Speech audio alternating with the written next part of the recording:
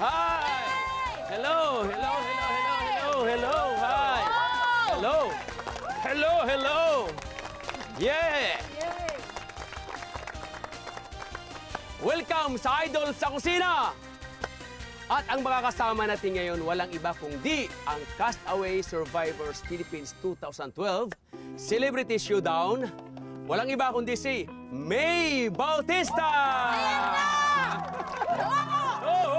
Parang tumunoy! Namulubog! Good morning, guys! Good morning. Good morning, Chef! Good morning, Naku darling. po. Opo, opo, opo, Maraming salamat po sa triple treat na ito. Yes! Ano ba? Wow! Ano ba yung triple trip na yun? Ano ba yung triple trip na yun? Naku po, ito ho, triple treat ha. Dahil una po, naku, maliit pa ako talagang pangarap ko lang mag-guest dito sa... Wow, ganon. Maliit pa lang ho ako, pangarap ko lang mag-guest dito sa Idol sa Kusina. Wow, talaga naman. Hanggang ngayon maliit ka pa rin. Okay lang. Sa size ho ba o sa sukat? Yun na yun. Oo, sana masabi ko rin ho sa inyo. Na. Napakaliit ha. Oo. Ang pangalawa ho, naku po, paborito ko talaga eh. Alam niyo na ho, hindi na tatanong, seafoods! Wow! Yeah! Ang sosyal! Hindi lang to karne, seafoods! Yes, tamang-tama. Kasi Oho. gagawin natin seafood wonders. Oh, I wonder Yes. what is that? Yes. Hindi niyo po na itatanong, ano ho, yung Opo. pangatlong treat na sinasabi ko po sa iyo Opo. para makumpleto, ano ho? Yes. Yung isa, naku po, siyempre, ang inyong first out of town na makasama talaga ako dito sa... Wow. Yeah! Yes. Sa napakagandang Puerto del Sol dito sa Barangay Ilog Malino. Bulinaw. Ano ho, Bolinao, Pangasinan.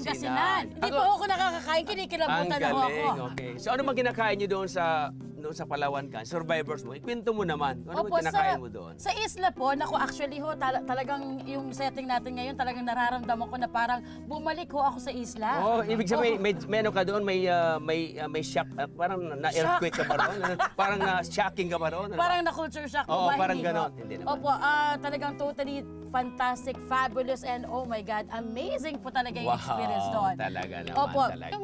yung pagkain namin po doon sa isla, talagang kailangan mong pagtrabahuhan talaga. So kung meron kang makita doon na sugar cane, punong kahoy, kung may saging, kung palarin ka, meron kaming supply na bigas doon, pero very limited po talaga. so So talagang- pagtatrabahuhan mo talaga yung pagkain mo doon. Yun, galing talaga. At bukod dyan, ano naman klaseng pagkain o niluluto mo na talagang ginagawa mo? Yung kinakain mo na mahilig ka? Ang nanay ko po Kapampangan, pero hindi po ako talagang magaling talagang magluto. Oo. Pero ang masarap po, ang paborito ko po talaga yung mga seafoods. Wow. Hindi niyo ho nagtatanong pa rin, galing ho ako sa Donsol, Sorsogon. Ako nga ho ay isang butanding. Okay. Tama-tama, ang lulutuin natin ay Oo. seafood wonders. Oh my God, I wonder Okay. what is that? Okay. So, at ngayon naman makakasama natin ang ating mga guest dito, audience natin, ay ang Past College ng Alaminos, Pangasinan. Wow! Talaga ho, violet kulay na lang ho lanera ho ha. Okay. So, magluto na tayo. Tara. Okay, let's Dito tayo. go. Yes. Wow! Yay! Yay! Oh, dyan ka lang sa kanan. Oh, sige ho. At ito ngayong unang gagawin natin ay baked mussels wet tomato concase. Yes, tamang-tama ho. Ito Yes. yung mga muscles po natin, ha? Oh. Pero bakit ho sinabi niyong bake tomato con kasi? Ito ho ba kasi kinakaskas yung kamatis para tomato con kasi? Yon, sa mga hindi nakakaalam, mahirap isipin. Pero kapag in-explain natin, ang concase ay nanggagaling sa kamatis na hinog. Oh. Na sinusote siya, hinihiwa, tinatanggalan po yung balat at hinihiwa po yon. Katulad nitong kamatis na napakaganda po. Oho. Ganito. Yan. Ang tawag ito plum tomato. Plum. Ibig sabihin ng plum, para siyang prutas na plum sa Europe. Itong magandang kamatis, kaysa maliliit. Maasim yun, ito hindi matamis-tamis. Kaya Okay. ito yon, binalatan ko at binablanch. Alam niyo yung binablanch? Actually, Kumukulong tubig. okay. Oh, spell Binablanch blanch ho. to. Blanch, hinahalabos. Parang halabos lang. Sa Tagalog. Social po. Tapos blanch on the hot water, Okay. tapos babalatan, then tatanggalin yung seeds at hihiwain. Ito yung kalalabasan niya. Wow. Ito yon. Napaka- Tomato con Concase. case. Okay. Yes. Alam mo ito, ginigisa ito sa sibuyas. Kung mapapansin mo, sibuyas at kamatis. Oh, so hinalo na po siya. Hinalo hanggat maging ganito ka-creamy. Napakasarap nito. Of course, salt and pepper. Okay, May, ito yung tahong na gagawin natin. Australian tahong ito. So ito, may iinitin lang natin yung ating tinatawag na tomato concasse. Okay Yung tinadtad na kamatis na with onion, smothered onion, nandyan na po siya. Kailangan mainit lang natin. Okay po. Ngayon, tulungan mo ako ilatag natin yung ating tahong na Isa-isa. Yun. sa quality. Wow. Kaya dyan. Sige po. Kaya mo ilagay. Okay, kaya po.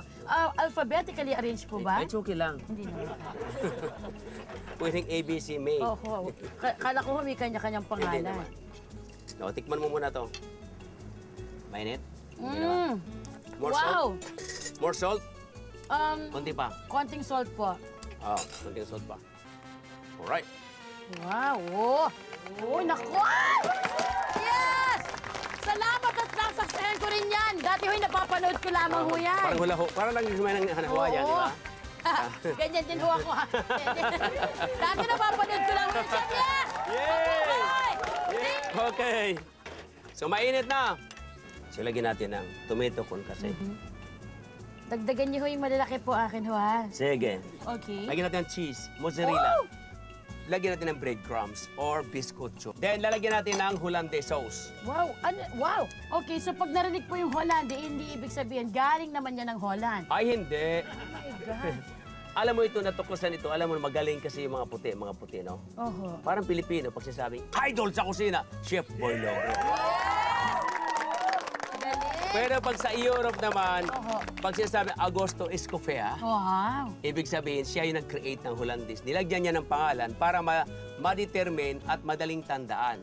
Parang apelyido, French. Naks. Parang apelyido, May Bautista. Oo. Di ba? Madaling matandaan. Ako si May. Oh, pag sinabi mo may Bautista, ano natatandaan niyo? Yun, medyo maganda, chubby, Ganun din ah. cute. Di Wow. ba? Nakaka-enjoy ho kayo ha? Ay, ikaw talaga. Alam mo ako, nung ako'y bata pa, Oh, bakit ho? Matanda na ho kayo ngayon ha? ako'y 56. Joke lang ho. Ako'y 56 years old na May. Oh, hindi ho halata ha? Oo. Parang 67 na. Yeah, just kidding po. Pero- Kayo ho ang edad 57 pero talagang yung ano nyo, aura ho ninyo parang teenager na teenager. Kinakailangan you always feel young. Yes. Ngayon, ito na May, ilagay natin sa oven. Okay. Kung wala kayong oven toaster, pwede po. Ha? Wow. Lagyan sa babaw. Yan. Right? Baliktad ba? Parang hindi ho kayo marunong gumamit. Wala sa amin to. Itinataas ko lang kasi. Ayan. Gusto ko madaling Oho, maluto. gandahan nyo. Wala syempre sa ho. amin. Sa amin kasi, alam mo, masyadong malaki. Ito maliit. Nahiya naman po Ay, pala. hindi po. Ito ho ba keychain lang para sa inyo? Ay, So, chef, ito po ha. Siyempre, talagang may curious po talaga ako sa pagluluto. Yung pagbe-bake ho ng taong. Taong.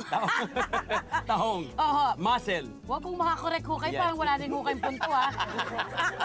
Maganda yung palitan, ano? Oho, tama po. Bisaya at saka Pangpangan. Pangpangan? Pampang. Na iba na naman ho. Nasa Pangpang tayo. Ang cute niyo ho talaga no? Ikaw rin cute. Okay, okay. Kamukha niyo ho si Dante Barona. Oo, talaga?